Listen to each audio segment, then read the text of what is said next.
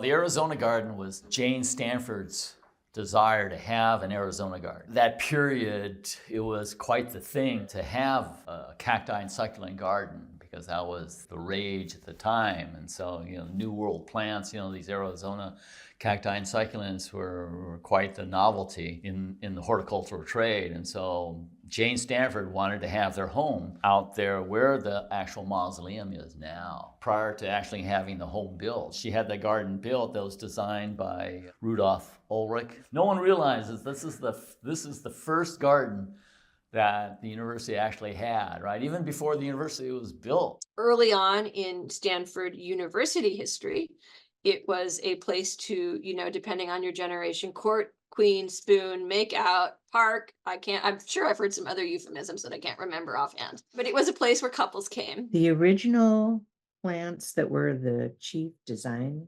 characteristic of the garden were saguaros. They were long gone.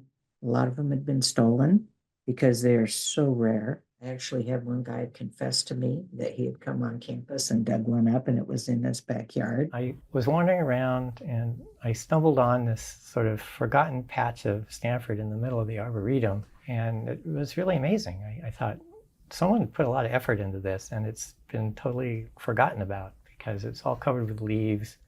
Lots of stuff was falling down. You could see the larger cactus and stuff was still there, and you could tell that it was, very well cared for at some point. I was really kind of taken with it because it evoked a certain sense of melancholy, I guess. There were some unusually large plants that were there, some of the agaves and some of the yuccas, things that were able to survive because they're basically bulletproof plants. So, drought tolerant, pest tolerant, no real pests and diseases associated with them and stuff. Basically just very unique, unusual plant materials that were there in that garden. I just could not wait to restore this garden to what it had once been because I was seeing all these fabulous photos of what it had once looked like. They cleared the paths. They uncovered all the rocks that used to line the paths. They found some of the original plans. And so we're able to find those records and actually restore all the beds, all the pathways to his original design. The palms that were planted in his direction and the Italian cypress there at the entry point. When we lined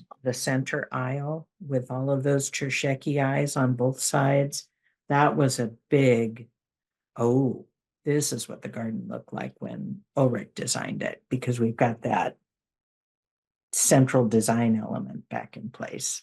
I have gotten a lot of volunteers just from people who are already walking out there who are interested.